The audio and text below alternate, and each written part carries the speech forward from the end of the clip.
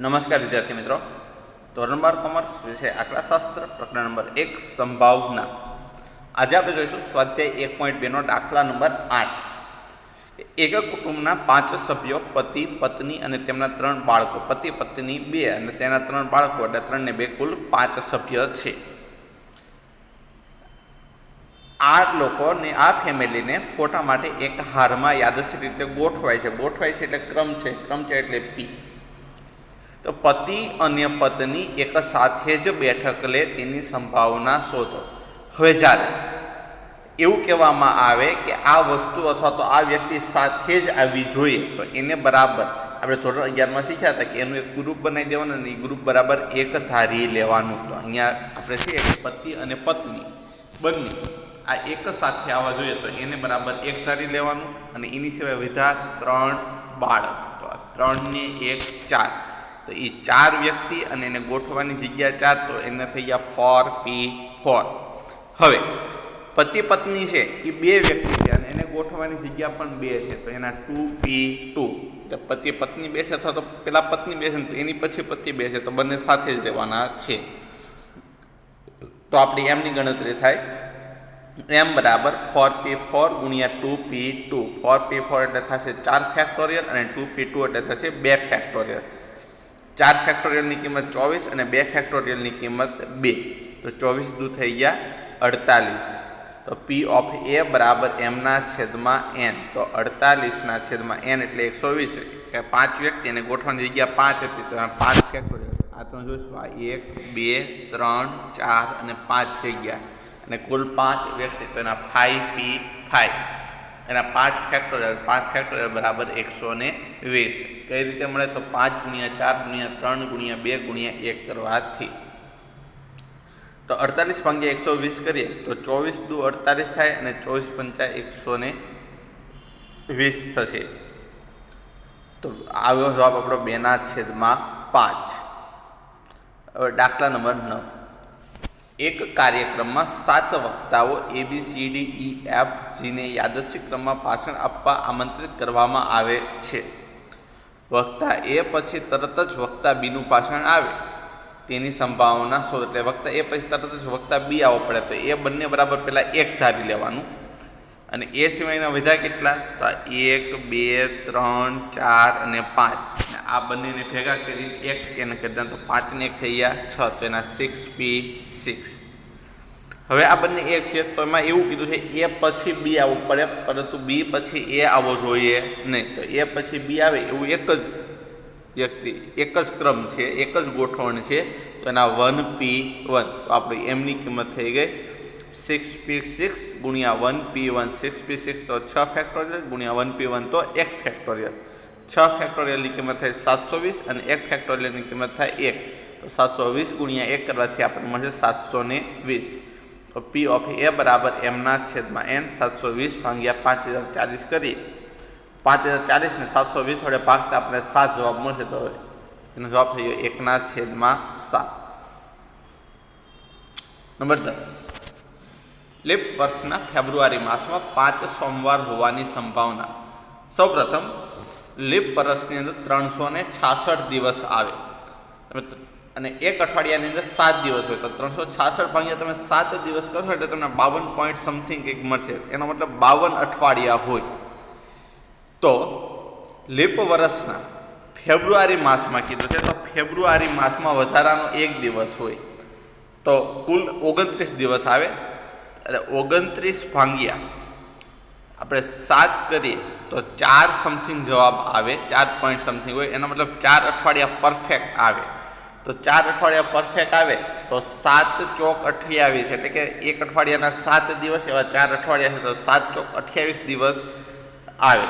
તો 29માંથી 28 બાદ કરીએ તો 1 દિવસ વધારાનો વધે. હવે એ 1 દિવસ કયો હશે? તો એ 1 દિવસ કાં તો સોમવાર હોઈ શકે, કાં તો મંગળવાર હોઈ શકે, કાં તો બુધવાર હોઈ શકે, કાં તો ગુરુવાર હોઈ શકે, કાં તો શુક્રવાર હોઈ શકે, કાં તો શનિવાર હોઈ શકે, અથવા તો રવિવાર હોઈ શકે. પરંતુ આપણી પાસે સંભાવના માંગી સોમવારની, અને એના કુલ શક્ય પરિણામો થાય છે 7, તો n થઈ ગયો 7. અને આમાં સોમવાર કેટલી વખત આવે છે? તો 1 વખત આવે છે, તો આપણો જવાબ થઈ ગયો 1/7. અને હંમેશા જવાબ વધારાના દિવસના છેદમાં 7 જ હશે, એટલે કે વધારાના દિવસને અંશમાં લખશું અને કુલ દિવસ 7 છે એને આપણે છેદમાં લખીશું. તો આપણો જવાબ થઈ ગયો 1/7. નંબર 11, લીપ વર્ષ ન હોય તેવા વર્ષમાં 53 શુક્રવાર હોવાની સંભાવના શોધો. લીપ વર્ષ ન હોય એવા વર્ષમાં કુલ દિવસોની સંખ્યા 365 હોય છે. તો 365 ભાગ્યા 7 કરો એટલે 52 પોઈન્ટ સમથિંગ જવાબ આવશે. તો કુલ 52 અઠવાડિયા હોય એને મતલબ 52 અઠવાડિયામાં એક વખત તો શુક્રવાર હશે એટલે 52 શુક્રવાર ફાઇનલ આવશે, બરાબર. અને આપણને કીધા છે 53 શુક્રવાર, 53માંથી 52 શુક્રવાર બાદ કરી એટલે વધો એક દિવસથી એક શુક્રવાર બીજો વધારાનો આવી શકે. અને બીજી રીતે જોઈએ તો લીપ વર્ષ ન હોય એવા વર્ષના કુલ દિવસો 365, 52 અઠવાડિયા તો 52 ગુણ્યા તમે 7 કરો એટલે તમને મળશે 364. 365 364 બાદ કરો એટલે વધારાનો દિવસ હોય તો 1. આ એક દિવસ કોઈ પણ વાર હોઈ શકે, કાં તો સોમવાર, મંગળવાર, બુધવાર, ગુરુવાર, શુક્રવાર, શનિવાર ને રવિવાર. તો આપણી પાસે કુલ પરિણામ થઈ ગયા 7. એમાંથી આપણને પૂછ્યું છે કયા વારનું? શુક્રવારનું. તો આમાં જોવાનું શુક્રવાર કેટલી વખત આવે છે? 1 વખત. એમની કિંમત થઈ ગઈ 1. તો આપણો જવાબ થઈ ગયો 1/7. P ઓફ A બરાબર M/n બરાબર 1/7. નંબર 12, કોઈ પણ વર્ષના ઓગસ્ટ માસમાં 5 મંગળવાર હોવાની સંભાવના. હવે ઓગસ્ટ મહિનાની અંદર કુલ 31 દિવસ હોય. તો ઓગસ્ટ માસના કુલ દિવસ આપણે લખીએ કે 31. તમે 31 ભાગ્યા 7 કરો એટલે 4 પોઈન્ટ સમથિંગ જવાબ આવે. એનો મતલબ 4 અઠવાડિયા પરફેક્ટ આવે. તો એક અઠવાડિયાના 7 દિવસ, તો 4 ગુણ્યા 7 કરવાથી આપણને મળશે 28. 31માંથી 28 બાદ કરો એટલે વધારાના દિવસની સંખ્યા આવી ગઈ 3. તો હવે 3 દિવસની આપણે જોડ બનાવવાની છે 3 વારની. રવિ, સોમ, મંગળ, કારણ કે રવિ પછી સોમવાર જ આવે છે અને સોમવાર પછી મંગળવાર જ આવે. અથવા તો એ 3 દિવસ આવા હોઈ શકે સોમ, મંગળ, બુધ, અથવા તો મંગળ, બુધ, ગુરુ, અથવા તો બુધ, ગુરુ, શુક્ર, અથવા તો ગુરુ, શુક્ર, શનિ, અથવા તો શુક્ર, શનિ, રવિ. તો આવા કુલ શક્ય પરિણામ. અહીંયા એક પરિણામ વિદ્યાર્થી મિત્રો લખવાનું ભૂલાઈ ગયું છે, એ હું અહીંયા લખી નાખું છું. હજી શનિ, રવિ અને સોમ, હજી એક આ પરિણામ આવે એટલે એમ કુલ 7 પરિણામ આવશે. તો એમાંથી આપણને મંગળવાર કીધું છે, તો મંગળવાર હોય એવા પરિણામ અહીંયા 1, આ 2 અને આ 3. તો એમ થઈ ગયો 3. તો P ઓફ A બરાબર M/n બરાબર 3/7. અહીંયા યાદ રાખજો, અહીંયા એક પરિણામ લખવું ભૂલાઈ ગયું છે. શુક્ર, શનિ, રવિ છે, અહીંથી શુક્રવાર કાઢી નાખો એટલે શનિ, રવિ અને સોમ, જે આ એક પરિણામ આવશે. નંબર 13, એક પાર્ટીમાં 4 યુગલો પતિ પત્ની ભાગ લે છે. 4 યુગલ એટલે એક કપલમાં 2 વ્યક્તિ હોય, એક યુગલની અંદર 2 વ્યક્તિ, તો 4 યુગલ છે એટલે કુલ 8 વ્યક્તિ હશે. તો આ 8 વ્યક્તિઓમાંથી 2 વ્યક્તિઓની યાદચ્છિક રીતે પસંદ કરવામાં આવે છે. આ 8માંથી 2 વ્યક્તિની પસંદગી કરવાની, તો 8C2 એટલે એની કિંમત આપણને મળશે 2 છે એટલે 2 સ્થાન ખસવાના એટલે અહીંયા ખસ્યા 8 ગુણ્યા 7 અને 2 થી લઈને 1નો ગુણાકાર, તો 2 ગુણ્યા 1, 4 દુ થશે 8 અને 7 ચોક થશે 28. એટલે એની કિંમત આપણી થઈ ગઈ 28. તો પસંદ થયેલી 2 વ્યક્તિમાં નંબર 1 પતિ પત્ની હોય. પતિ પત્ની હોય એવા આપણી પાસે કુલ 4 જોડકા છે. આ 4 જોડકામાંથી કોઈ પણ એક જોડકું આપણે પસંદ કરીએ તો એના પરિણામ થઈ ગયું 4C1. તો 4C1 એટલે 4. તો 4/28. તો 7 ચોક થાય 28. તો 1/4. કાં તો આને પસંદ કરવી તો પતિ પત્ની થાય, અથવા તો આ પસંદ કરવી તો પતિ પત્ની થાય, અથવા તો આને પસંદ કરવી તો પતિ પત્ની થાય, અથવા તો આને પસંદ કરવી તો એ પતિ પત્ની પસંદ થાય. તો 4 ઓપ્શન છે આપણી પાસે એટલે એમની કિંમત 4. આપણી પાસે જેટલા વિકલ્પ હોય એટલી એમની કિંમત થાય. અને એના છેદમાં આપણે લખીશું કુલ વિકલ્પો. નંબર 2માં પસંદ થયેલી 2 વ્યક્તિઓમાં એક પુરુષ અને એક સ્ત્રી હોય તે ઘટના. આપણે H એટલે પુરુષ છે આપણી માટે, અને W એટલે સ્ત્રી છે. H એટલે હસબન્ડ અને W એટલે વાઇફ. તો એવા આપણી પાસે કુલ 16 પરિણામ છે. અને બીજી રીતે હું તમને કહું તો આપણી પાસે પુરુષ એટલે કે એચની સંખ્યા 4 છે અને ડબલ્યુની સંખ્યા 4 છે, કુલ થઈ ગયા 8. એક પુરુષ પસંદ થવો જોઈએ તો 4માંથી 1 પસંદ કરવાનું અને એક સ્ત્રી, તો આ 4માંથી 1, તો 4C1 ગુણ્યા 4C1 અને એટલે થાય ગુણાકાર. 4C1 ની કિંમત 4 ગુણ્યા 4 ચોકે ચોકે 16 અને અહીંયા મેં તમને પરિણામ લખીને બતાવ્યું. H1W1, H1W2, H1W3, H1W4. H એટલે પુરુષ, W એટલે સ્ત્રી. જો અહીંયા તમને બધામાં એક પુરુષ અને એક સ્ત્રી દેખાય છે. અહીંયા પણ બધામાં એક પુરુષ એક સ્ત્રી છે, અહીંયા એક પુરુષ અને એક સ્ત્રી છે. આ પરિણામ તમે કુલ ગણી લો તો આ પરિણામની કુલ સંખ્યા થઈ ગઈ 16. નંબર 3, C બરાબર પસંદ થયેલી બે વ્યક્તિઓમાં એક પુરુષ અને એક સ્ત્રી હોય પરંતુ પતિ પત્ની ન હોય. એટલે કે H1W1 ન હોવું જોઈએ, H2W2 ન હોવું જોઈએ, H3W3 ન હોવું જોઈએ અને H4W4 ન હોવું જોઈએ. તો આ 16 પરિણામ છે એમાંથી H1W1 આ પતિ પત્ની છે એ ન હોવા જોઈએ. એ બાદ કરો, આ બાદ કરો, આ બાદ કરીએ અને આ બાદ કરીએ તો 16માંથી 4 નીકળી ગયા તો વધ્યા કેટલા? 12. તો M બરાબર થઈ ગયા 12. તો P ઓફ C બરાબર M/N બરાબર 12/28. તો 4 તેરી 28 અને 7 ચોક 28. તો આપણો જવાબ થઈ ગયો 3/7. હવે નંબર 14, એક ફેક્ટરીમાં 8 કામદારો નોકરી કરે છે. તો જે પૈકી 3 કામદારોની કાર્યક્ષમતા ઉત્તમ છે, તો ઉત્તમ કાર્યક્ષમતા હોય એવા 3 કામદાર અને બાકીના બધા કામદારોની કાર્યક્ષમતા મધ્યમ છે. 8માંથી 3ની ઉત્તમ હોય તો 8માંથી 3 બાદ કરો તો વધ્યા કેટલા? 5. તો 5 કામદારની કાર્યક્ષમતા મધ્યમ છે. હવે 8 કામદારોમાંથી 2 કામદારોની યાદચ્છિક રીતે પસંદગી કરવામાં આવે છે. પસંદ થયેલા કામદારોમાં નંબર 1, બંને કામદારોની કાર્યક્ષમતા ઉત્તમ હોય. કુલ આપણે પસંદ કરવાના છે 2. એટલે અહીંયા હું તમને શીખવાડી દઉં. કુલ 8માંથી આપણે કેટલી વ્યક્તિને લેવાની છે? 2 વ્યક્તિને. એ બંને વ્યક્તિ પહેલામાં એવું કીધું ઉત્તમ હોવી જોઈએ, તો આ 3માંથી પસંદ કરીએ 2 તો જ ઉત્તમ પસંદ થાય. મધ્યમાંથી પસંદ કરો તો ઉત્તમ પસંદ થાય નહીં, તો મધ્યમાંથી 1 પણ પસંદ કરવાનો નહીં. તો 3C2 ગુણ્યા 5C0, આ એરોનો મતલબ સમજવાનો, અહીંયા C છે. તો 3C2 ગુણ્યા 5C0, 3C2ની કિંમત થશે 3 અને 5C0ની થશે 1. 3 ગુણ્યા 1 કરવાથી આવશે 3. તો P ઓફ A બરાબર M/N 3/28.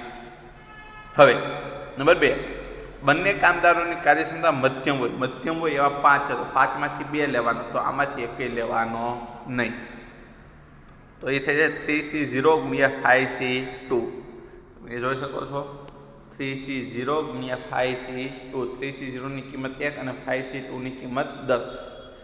1 ગુણ્યા 10 કરવાથી આવશે 10. તો P ઓફ A બરાબર M/N બરાબર 10/28. તો 5 દુ 10 અને 14 દુ 28. તો 5/14. હવે એક કામદારની કાર્યક્ષમતા ઉત્તમ અને એક કામદારની કાર્યક્ષમતા મધ્યમ હોય. ઉત્તમ હોય એવા આપણી પાસે 3 છે, એમાંથી 1 લેવાનું, તો એ 3C1. અને મધ્યમ હોય એવા કુલ 5 કામદાર છે, એમાંથી 1 લેવાનું, તો એના 5C1. અન્યનો અર્થ થાય ગુણાકાર, તો આ બંને વચ્ચે ગુણાકાર. તો 3C1 ગુણ્યા 5C1.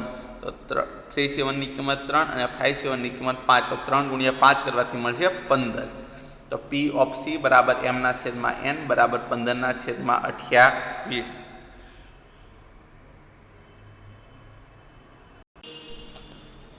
દાખલા નંબર 15, બરાબર રીતે ચીપેલા 52 પત્તાના એક ઢગમાંથી યાદચ્છિક રીતે 2 પત્તા ખેંચવામાં આવે. એટલે 52 પત્તામાં તમારે 2 પત્તા લેવાના, તો એટલે એ થઈ ગયું 52C2. તો 52 ગુણ્યા 51/2 ગુણ્યા 1 કરો તો આવશે 1326. પહેલું આપણે કીધું બંને પત્તા જુદા જુદા રંગના હોય, તો એને ઘટના A તરીકે દર્શાવે. તો A બરાબર 2 પત્તા જુદા જુદા રંગના હોય તે ઘટના. હવે પત્તાની અંદર વિદ્યાર્થી મિત્રો કુલ 2 કલર આવે, એક લાલ કલર અને એક કાળો કલર. એટલે કાળી અને ફલીના પત્તા હોય એ કાળા કલરના હોય છે, જ્યારે લાલ અને ચરકટના પત્તા હોય એ લાલ કલરના હોય છે. એક પ્રકારના પત્તા 13 હોય છે. આ 2 પ્રકાર ભેગા કરો, કાળી અને ફલ્લી, કાળા રંગના પત્તા ભેગા કરો એટલે કુલ 26 પત્તા થાય, અને લાલ રંગના પત્તા ભેગા કરો એટલે બીજા 26 પત્તા થાય, અને 26 ને 26 કુલ થાય 52. તો બંને પત્તા જુદા જુદા રંગના હોવા જોઈએ. તો કાળા પત્તા કુલ કેટલા? 26. તો 26માંથી એક પત્તું લો એટલે કાળા રંગનું પત્તું પસંદ થાય, અને બીજા લાલ રંગના પત્તા બીજા 26માંથી એક લો એટલે બીજું એક લાલ રંગનું પત્તું થાય. તો 26C1 ગુણ્યા થશે 26C1. તો 26 ગુણ્યા 26 કરવાથી થશે 676. તો P ઓફ A બરાબર એમના છેદમાં n. તો 676 ના છેદમાં 1326. તો તમે ભાગ આવશો એટલે આવશે 26 ના છેદમાં 51. તમને એમ ન આવડે તો 676 ભાગ્યા 1326 કરી નાખવાના, અને જે જવાબ આવે 0 પોઈન્ટ પછી 2 આંકડામાં લખી નાખવાનો. તો B બરાબર બંને પત્તા ચહેરાવાળા હોય. વિદ્યાર્થી મિત્રો, ચહેરાવાળા પત્તાની અંદર ગુલામ, રાણી અને બાદશાહ ત્રણને ચહેરા હોય છે, અને એના 4 પ્રકાર એટલે કાળીનો ગુલામ, ફલીનો ગુલામ, લાલનો ગુલામ, ચરકટનો ગુલામ, એમ 4 થયા. એવી રીતે 4 રાણી થશે ને 4 બાદશાહ થશે, એટલે કુલ 12 પત્તા થશે. એ 12માંથી કોઈ પણ 2 પત્તા આપણે પસંદ કરવાના છે, એટલે એનો એમ બરાબર થયું 12C2. તો 12 ગુણ્યા 11 ના છેદમાં 2 ગુણ્યા 1, 6 દુ થશે 12, અને 11 ગુણ્યા 6 કરવાથી આવશે 66. તો P ઓફ B બરાબર 66 ના છેદમાં 1326. તો 11 સંગ 66 થશે, એટલે અને 221 ગુણ્યા 6 કરવાથી 1326 થશે. તો 11 ના છેદમાં 221 જવાબ આવશે. નંબર 3, 2 પત્તા પૈકી એક પત્તું રાજાનું હોય. કુલ 52 પત્તામાં 4 રાજા હોય છે. એ 4 રાજામાંથી કોઈ પણ એક રાજા પસંદ થવો જોઈએ, એટલે એના 4C1. ને 52 પત્તામાં 4 પત્તા બાદ કરો એટલે વધ્યા 48 પત્તા. એમાંથી કોઈ પણ એક પત્તું હોય તો ચાલે. તો 4C1 ગુણ્યા 48C1. તો 4 ગુણ્યા 48 તો થયું M બરાબર 192. તો P ઓફ C બરાબર થશે એમના છેદમાં n, એટલે કે 192 ના છેદમાં 1326. પાછું 6 વડે ભાગ ચલાવશો તો 32 ના છેદમાં આવશે 221. નંબર 16, 10 બલ્બની એક પેટીમાં 3 બલ્બ ખામીવાળા છે. 10 બલ્બની પેટી છે, એમાં 3 બલ્બ ખામીવાળા છે. તો સારા બલ્બ હોય એવાની સંખ્યા છે 7. આ પેટીમાંથી યાદચ્છિક રીતે 2 બલ્બ પસંદ કરવાના, એટલે 10માંથી 2 બલ્બ લેવાના. એટલે અહીંયા મેં n ની કિંમત તમને બતાવી છે 10C2. 10 ગુણ્યા 9 ના છેદમાં 2 ગુણ્યા 1 એટલે થઈ ગયા 45. આ 2 બલ્બને એક રૂમમાં આવેલા 2 બલ્બ હોલ્ડરમાં લગાવવામાં આવે છે, અને વીજ પુરવઠો પૂરો પાડતા રૂમમાં અંજવાળું થાય તેની સંભાવના શોધો. વિદ્યાર્થી મિત્રો, રૂમમાં અંજવાળું ત્યારે જ થાય જ્યારે બલ્બ સારા હોય તો સારા બલ્બની સંખ્યા છે 7. પેલા 7માંથી પહેલા હોલ્ડરમાં ચડાવવા માટે કોઈ પણ 2 સારા બલ્બ પસંદ કરવામાં આવે, એટલે બીજા હોલ્ડરમાં ચડાવવા માટે ફરીથી પાછી પ્રોસેસ 7માંથી બીજા 2 બલ્બ પસંદ કરવાના, એટલે થઈ જશે 7C2 + 7C2. તો 2 બલ્બને પ્રથમ બલ્બ હોલ્ડરમાં લગાવવામાં આવે, અથવા તો 2 બલ્બને બીજા બલ્બ હોલ્ડરમાં લગાવવામાં આવે. M બરાબર 7C2 + 7C2. 7C2ની કિંમત થશે 21. તો 21 + 21 42. તો P ઓફ A બરાબર એમના છેદમાં n, એટલે કે 42 ના છેદમાં 45. એટલે આપણો જવાબ થશે 14 ના છેદમાં 15. નંબર 17, યાદચ્છિક પ્રયોગના નિર્દેશ અવકાશની કોઈ 2 ઘટનાઓ A અને B માટે P ઓફ A બરાબર 0.6, P ઓફ B બરાબર 0.5 અને P ઓફ A છેદ B બરાબર 0.15 હોય તો. Number 1, P of A dash. P of A dash આપણે શોધતા શીખ્યા હતા કે 1માંથી P ઓફ A ને બાદ કરી નાખવાનું. તો 1 - P ઓફ A ની કિંમત છે 0.6. તો 1 - P ઓફ A એટલે 0.6 બાદ કરવાના છે. તો આવશું આપણે જવાબ 0.4. Number 2, P of B minus A. એનો મતલબ B ને પહેલાં રાખવાનું, એમાંથી A છેદ B ની કિંમત બાદ કરવાની. P ઓફ B ની કિંમત છે 0.5 અને A છેદ B ની કિંમત છે 0.15. તો 0.5 માંથી 0.15 બાદ કરો એટલે આવશે 0.35. ત્યારબાદ છે P ઓફ A છેદ B ડેશ. હવે મેં તમને શીખવાડ્યું કે જેની માથે ડેશ હોય એને જે ડેશ વગરનું હોય એમાંથી બાદ કરવાનું, એટલે એની માથે ડેશ નથી અને બીની માથે ડેશ છે, તો એમાંથી બીને બાદ કરી નાખવાનું. તો P of A minus B. તો એમાંથી A છેદ બીને બાદ કરવાનું. તો 0.6 - 0.15 એટલે A માઇનસ B થઈ ગયું 0.45. હવે P ઓફ A ડેશ છેદ B ડેશ શોધવાનું કીધું છે. તો આમાં મેં તમને શીખવાડ્યું પહેલાં ડેશને કાઉન્સની બહાર કાઢવાનું. જ્યારે એને કાઉન્સની બહાર કાઢી ત્યારે છેદ હોય એ યોગ થઈ જાય, અને યોગ હોય એ છેદ થઈ જાય. તો એ થયું P ઓફ A યોગ B આખાનો ડેશ. તો 1 માઇનસ થઈ ગયું પી ઓફ એ યોગ બી. હવે એ યોગ બી આપણી પાસે છે નહીં, તો એને આ સૂત્રની મદદથી શોધવું પડે અને આને કહેવાય છે સંભાવનાનો સરવાળાનો નિયમ, જે આપણે આગળના ટોપિકમાં ભણીશું. પી ઓફ એ યોગ બી બરાબર P of A plus P of B minus P of A છેદ બી. પી ઓફ એની કિંમત થઈ 0.6, પી ઓફ બીની કિંમત 0.5 minus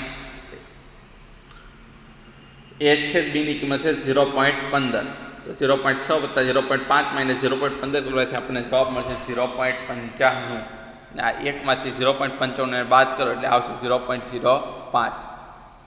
P of A dash યોગ બી ડેશ. હમણાં મેં તમને આમાં કીધું હતું કે ડેશને બહાર કાઢવો હોય તો યોગનો છેદ થાય ને છેદનો યોગ થાય. તો અહીંયા થયું પી ઓફ એ છેદ બી આખાનો ડેશ. તો 1 માઇનસ પી ઓફ એ છેદ બી. તો 1 માઇનસ 0.15 કરીએ તો આવશે 0.85. નંબર 18. યાદચ્છિક પ્રયોગના નિર્દેશ અવકાશની કોઈ બે ઘટનાઓ એ અને બી માટે પી ઓફ એ ડેશ બરાબર 2 પી ઓફ બી ડેશ બરાબર 3 પી ઓફ એ છેદ બી બરાબર 0.6. એટલે કે આ બધાની બરાબર આપણને 0.6 આપેલ છે. તો તફાવત ઘટનાઓ એ માઇનસ બી અને બી માઇનસ એની સંભાવના શોધો. પહેલાં તો પી ઓફ એ, પી ઓફ બી અને પી ઓફ એ છેદ બી શોધવો પડે આના માટે. તો પહેલાં આપણે પી ઓફ એ ડેશ બરાબર 0.6 આપ્યું છે. તો આ એ ડેશની કિંમત થઈ 0.6. પી ઓફ એ ગોતવો હોય તો એકમાંથી પી ઓફ એ ડેશને બાદ કરવાના, 1 માઇનસ 0.6 કરો તો પી ઓફ એની કિંમત થઈ 0.4. હવે 2 પી ઓફ બી ડેશ બરાબર 0.6 આપ્યું, જે આપણે અહીંયા લખી નાખ્યું. બે અહીંયા ગુણાકારમાં છે, આ બાજુ આવે એટલે 0.6ની સાથે ભાગાકારમાં જાય તો પી ઓફ બી ડેશ બરાબર 0.6 ભાગ્યા 2 કરવાથી આપણને મળશે 0.3.